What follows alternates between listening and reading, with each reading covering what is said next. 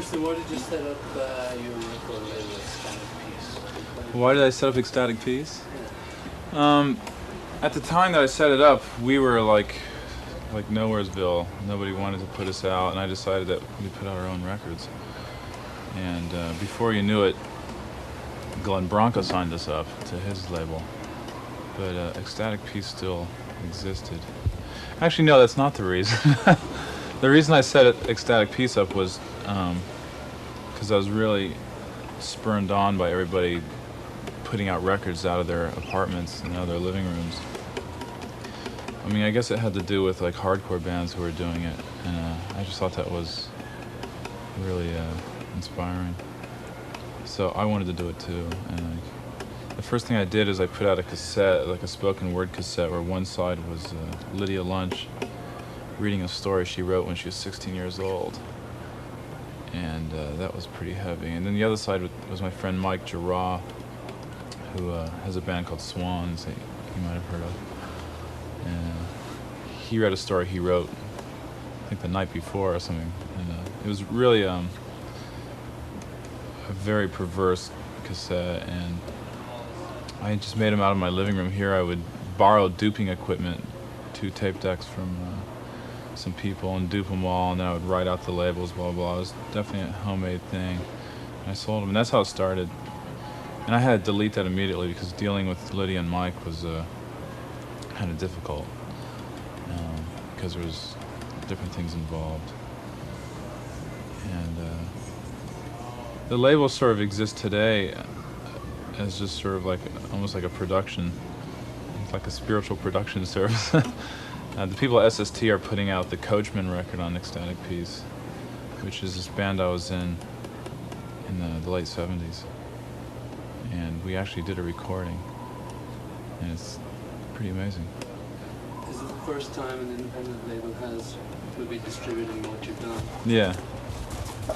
Pretty much. How did you do it in the beginning? Ecstatic Peace is just sort of, I mean, it's like a fanzine. I mean, all it is just like real, homework thing. It's something that I have complete control of, and I don't take any money from whatever comes to it. It all goes to the artist, whatever. All it is a name to give like some kind of identity to something. And, how do you cover your costs? I mean, obviously you have pressing costs. I don't pay for anything anymore. I mean, it's just weird. I mean, from project to project, it's different, and it's just basically a name that's just sort of this identity tag. And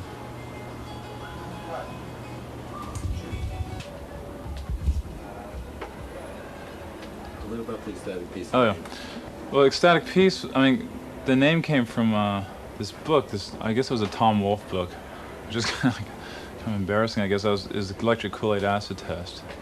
And there's one chapter that ended. It was talking about how all these LSD hippies, like the one thing they were looking for was ecstatic peace. And I guess he sort of coined that term. And for some reason, it really stuck in my craw. I sort of cut it out of the book and blew it up, the word ecstatic peace. And then I just sort of decided to start a record label that I could utilize that phrase. And I did. And there's some good things coming out on it.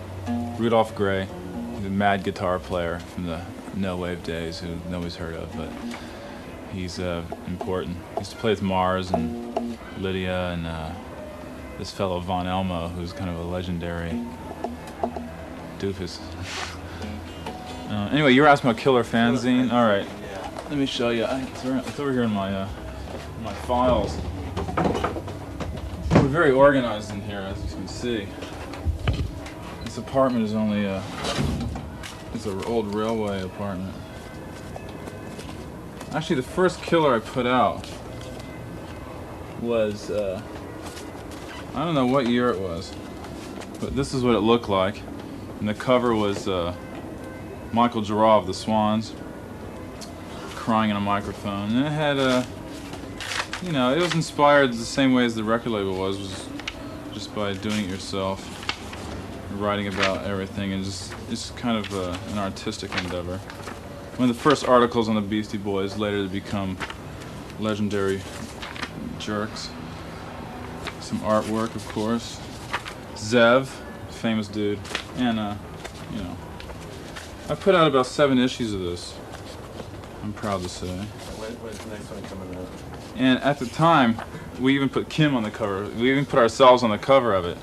At that time, it didn't really, you know, it didn't matter because nobody knew who we were anyway. So it wasn't like this guy's kind of egotistical. But here's some great Mike Draw artwork. Corruption is strength, win or lose. Mike's a good guy. So are you gonna Misunderstood. put out Killer again? No, I don't know. I don't think so. The last one was pretty deluxe, as you can see. It was nice, fold out. Madonna cover.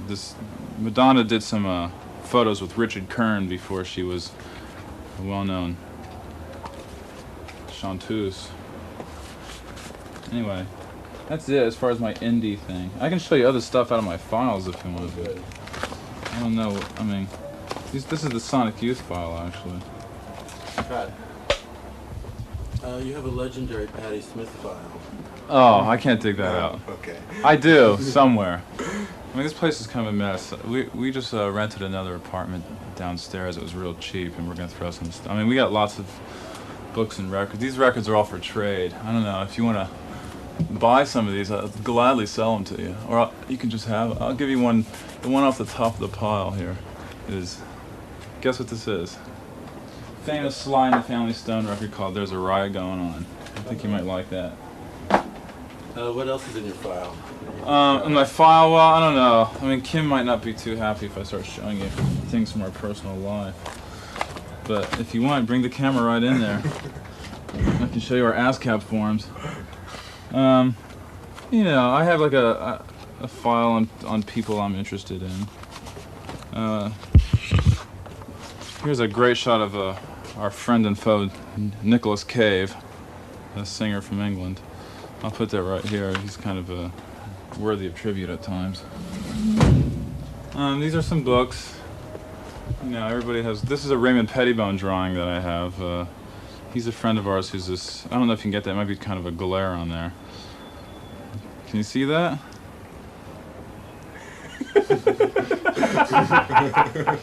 It's this woman with a flashlight fixing a flat, and there's somebody with a wrench behind her, and there's the words on top say, "I am the wrench in people's lives, really fixing them up." There you go. He's a genius. Did he do some artwork for you?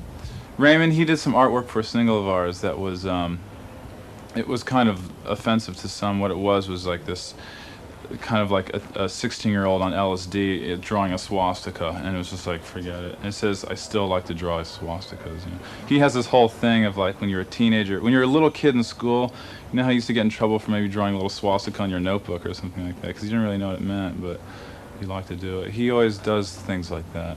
What about Savage Pencil? Savage Pencil is this guy from England who does sort of hot rod, kind of Big Daddy Ed Roth cartoons, and he's good. Pettibone is my hero. He used to do drawings for the Black Flag. This is an old Black Flag poster from a European tour of theirs that was that I scored at some record shop over there. Pretty weird. This is Pettibone's masterpiece that you've seen everywhere on a lot of tattoos. This is the bars. This is like something to contemplate. This is our lamp. A little festive shade on this lamp that we like. This is some more books here. Why don't you look at some of these books? And if you were smart, you would do something on this fellow, John Zorn. He's pretty interesting. In fact, I was thinking of trading this. In fact, I will. I'll put this up my trade pile. Because, you know, times change. Some more books here. I don't know what to show you. Cut. Let's get set. I'm rolling. Everybody's rolling. Okay, so where are you starting from? Right here? Why don't you come back over here? Are we rocking? Yeah. So where were we? Okay, well anyway, this is my great collection of literary masterpieces, as you can see. You know, we have great stuff in here. Hemingway, and here's a Diary of a Rock and Roll Star by Ian Hunter of Mont the Hoople. It's a great masterpiece of fiction, I believe. And, you know, good reading for all.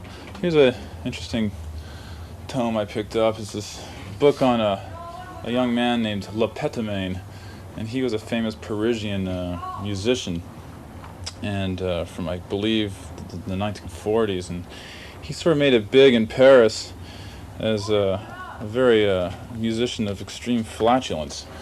And I don't know if you heard too much about him, but he used to do these performances. You can see the musical notes coming out of his behind here, but that's all he did pretty much was fart on stage musically, and I don't know, that's kind of a inspirational to Sonic Youth somewhat.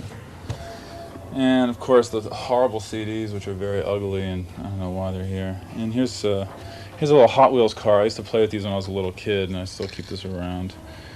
And here's some grapes. We always have food around here to eat. And here's a picture of Harry Cruz, a great artist, great writer, who is the namesake of a band that Kim has been playing with, her and Lydia Lunch and Angel Dust. And they have a band called Harry Cruz. He's just a bulldog of a guy. And we collect pictures of Harry Cruz. I think I might have some more here of him, but here he is. I mean, he's gone through different looks. I mean, that's a great sort of look.